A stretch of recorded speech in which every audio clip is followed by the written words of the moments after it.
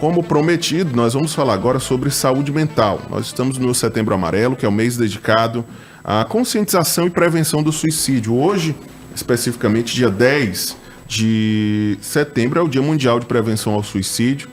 E nós estamos recebendo aqui no estúdio o psicólogo Rodrigo Lopes para conversar conosco sobre saúde mental, sobre a importância de debater esse tema, incentivar as pessoas a buscarem informações sobre a saúde mental. E a campanha Setembro Amarelo tem esse foco, tem esse objetivo de levantar esse debate em todos os ambientes, não só aqui no caso da imprensa, mas também nas redes sociais, no ambiente familiar.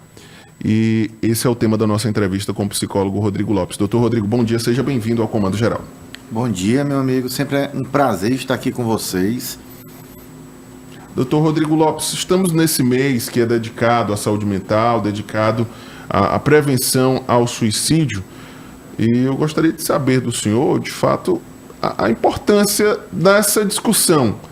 A gente falava até no início do programa que muitas pessoas ainda tratam a saúde mental como um tabu, muitas pessoas têm dificuldade em falar sobre o assunto, em procurar ajuda.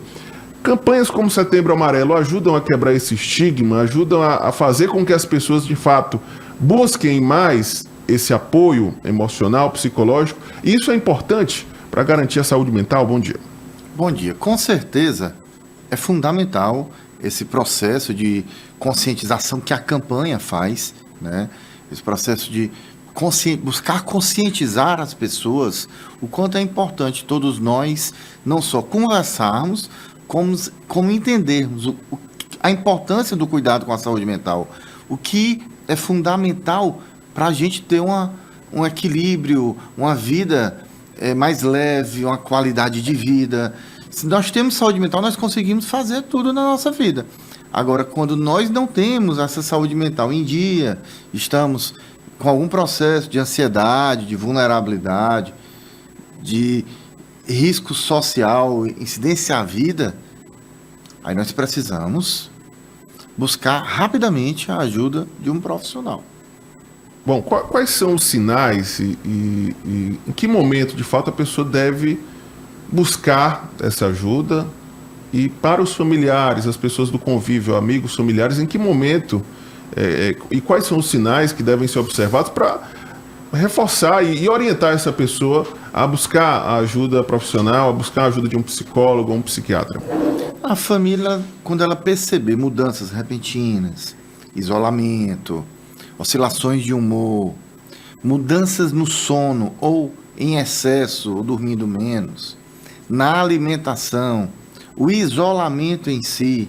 Hoje as pessoas estão muito com as telas, então quando as pessoas se isolam, ficam agarradas com as telas ou perde até o interesse por elas, é o momento de buscar ajuda, de se aproximar, de tentar conversar. Se a pessoa não estiver querendo esse contato, essa conversa, buscar logo a ajuda de um profissional. Na verdade, sempre o ideal é buscar a ajuda de um profissional, mas quanto mais resistente, o ideal é buscar com mais rapidez. Doutor Rodrigo, a gente hoje vive um mundo em que a questão da saúde mental, obviamente, ela é cada vez mais dita, cada vez mais falada, até porque as pessoas estão entendendo melhor como que é importante você estar bem mentalmente para que possa se viver literalmente, né? Ter assim, o seu dia a dia. E um desses pontos é a questão das terapias. Hoje a gente sabe de muitas pessoas falando da importância de que fazem terapia, de como que isso é bom, e inclusive fazendo uma espécie de propaganda positiva das terapias. E eu queria que o senhor falasse como profissional quanto que as terapias de fato ajudam essas pessoas. Você ter um contato com o psicólogo para conversar, ter esse contato profissional, quanto que isso pode ajudar de fato na saúde mental das pessoas, até para fazer com que esse estigma do preconceito até que ainda se existe com as terapias, ele possa cair por terra. A psicoterapia, ela evoluiu muito durante todo esse decorrer dos anos. E nesse pós-pandemia, né, podemos dizer que a busca pela saúde mental ficou cada vez mais significativa, principalmente por conta de tudo que aconteceu durante a pandemia, que as pessoas ficaram muito tempo isoladas, muito tempo restritivas, né, em seus ambientes familiares. E dentro dessa realidade, nós podemos visualizar que a psicoterapia ela veio cada vez mais sendo procurada, como a psicoterapia cognitivo-comportamental, a hipnoterapia, a psicoterapia de casal, a psicoterapia familiar, onde nós estamos visualizando que essa comunicação entre as famílias estão cada vez sendo valorizadas, entre os casais. A incidência, eu tiro pelo meu consultório, a busca por psicoterapia aumentou significativamente, principalmente, que eu percebo, entre os casais, em termos de saúde mental geral do ser humano, mas entre os casais, devido a toda essa condição das pessoas estarem percebendo a necessidade de falar e trabalhar o seu consciente, o seu cognitivo, dentro das relações, que muitas vezes é muito mais do que qualquer dificuldade sexual. Às vezes é uma questão de atenção, de um cuidado de um para com o outro, que antigamente, quando se falava em psicoterapia de casal, já se pensava que o paciente poderia estar vindo com um quadro de disfunção sexual, e nem sempre é assim. Na maioria das vezes não é assim.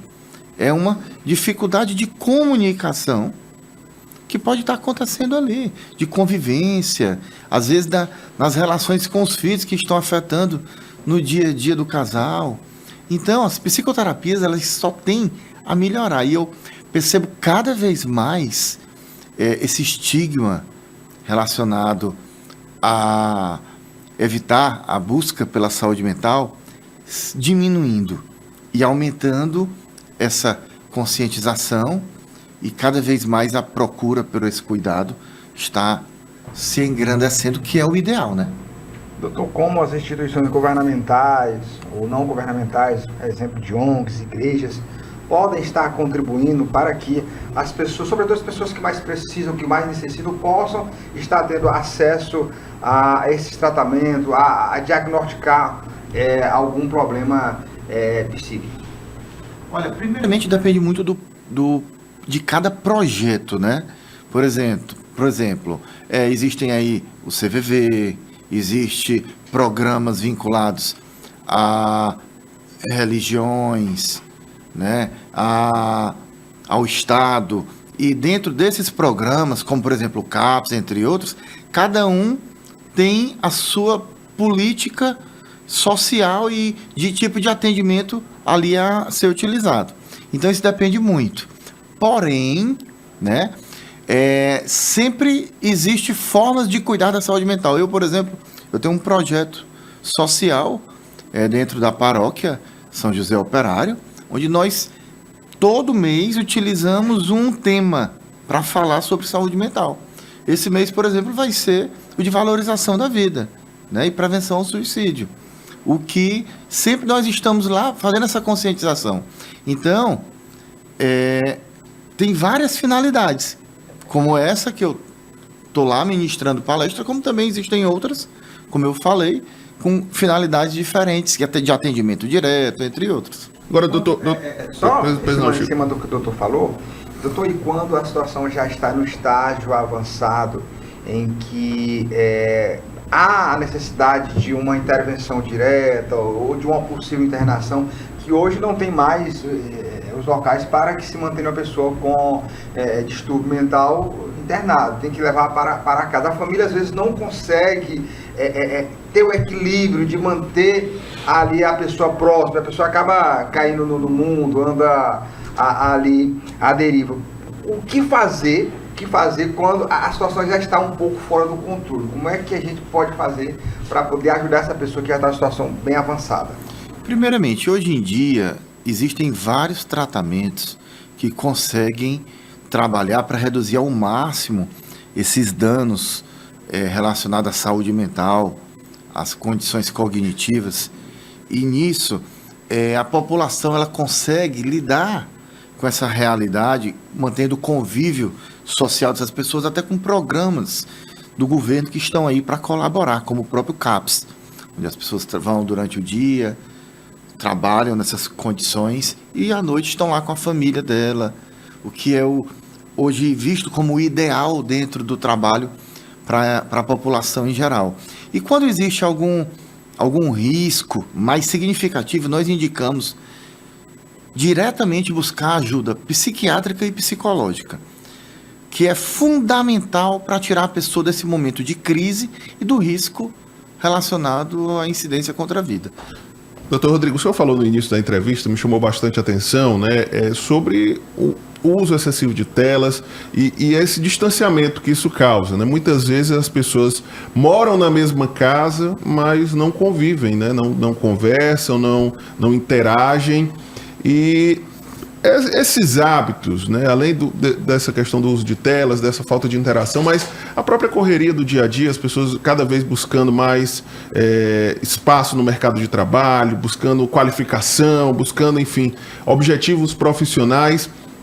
Isso também traz um impacto na saúde mental. E em que momento as pessoas que estão nos ouvindo, por exemplo, devem refletir e mudar esses hábitos para evitar algum tipo de problema relacionado à saúde mental? Olha, essa estrutura de mudar de rotina, mudar os hábitos de saúde mental, ela é fundamental. E nós precisamos entender que quando nós estamos numa estrutura que nós não estamos vendo evolução, nós estamos vendo que nós estamos cada vez mais se decaindo em termos cognitivos, comportamentais, nós precisamos mudar os hábitos. E quais são os momentos que nós precisamos perceber isso? Quando existe isolamento, quando aquela sensação de solidão, que hoje é uma temática, é uma realidade, está sendo muito abordada devido às pessoas estarem sentindo muita solidão, mesmo estando ao lado de pessoas, mesmo estando vendo determinadas situações específicas no dia a dia, e está acontecendo muito essa incidência de solidão. Então, isso nós percebemos quando as pessoas se isolam, quando as pessoas estão muito tempo nas telas. Muitas vezes nós estamos em algum lugar, num restaurante, por exemplo, e vemos ali pessoas conversando entre elas em telas, né? Pelo celular, o que não é nada benéfico para a saúde mental da gente.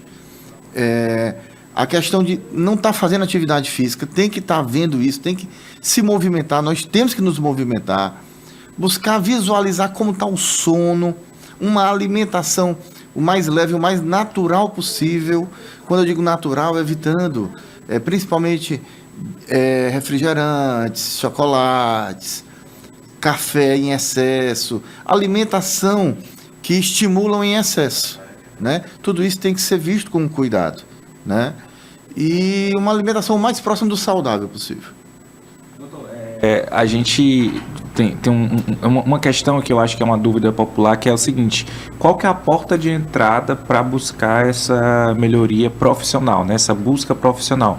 Se você vai primeiro para um psicólogo, se você vai direto para um psiquiatra, assim, quando você começa a perceber, ou quando você tem um familiar que você está percebendo que não está bem mentalmente, qual que deve ser esse primeiro passo a ser dado já na busca por uma experiência profissional, né, por um ensinamento profissional? Olha, isso é muito peculiar de cada realidade que está acontecendo com cada pessoa, né?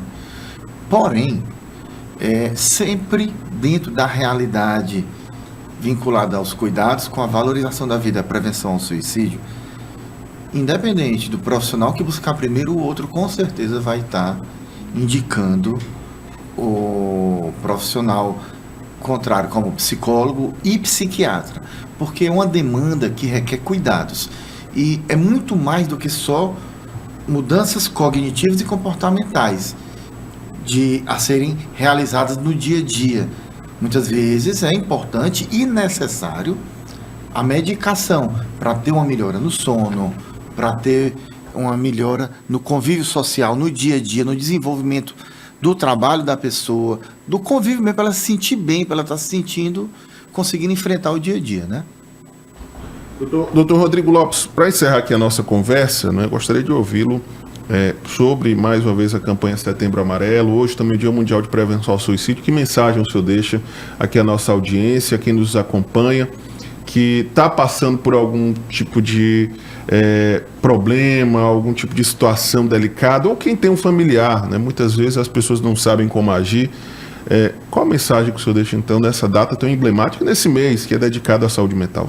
Conversar sempre é o melhor caminho. E sempre olhe para quem está ao seu lado, dando um abraço, mostrando o quanto que ele é importante, dizendo o quanto ama. Que muitas vezes um simples sorriso pode salvar uma vida. Então, nós precisamos ter mais empatia pelo outro. Nós não precisamos nem conhecer, mas se nós olhamos para aquela pessoa e damos um bom dia, ela já se sente valorizada. Quem quiser conhecer mais sobre o seu trabalho, quais são os canais, redes sociais, por favor. Podem encontrar a gente pelo @Rodrigo Lopes Psicólogo no Instagram, no Facebook, e pode entrar em contato pelo número da minha clínica, né? Que é 86-DDD 99957-7578. Estamos à disposição para tirar qualquer dúvida. Obrigado, Dr. Rodrigo Lopes, pela participação. Um excelente dia para o senhor e um excelente mês também, né? De muitas atividades. É sempre importante que os profissionais de saúde também tenham esse papel educativo. E o Dr. Rodrigo Lopes é um parceiro nosso aqui no Comando Geral. Sempre que precisamos falar de saúde mental, ele está disponível. E isso é muito importante. Obrigado. Muito obrigado. E só um convite para a população. Dia 20 de setembro estaremos nesse projeto que eu falei anteriormente. É gratuito para a população, para cuidar da saúde mental. No Centro de Formação São José Operário, às 16h30, trabalhando essa questão da conscientização quanto à valorização da vida e a prevenção ao suicídio. Vamos todos participar, que são falas muito importantes para as pessoas se cuidarem. Obrigado, Dr. Rodrigo Lopes, psicólogo, sempre conosco aqui no Comando Geral.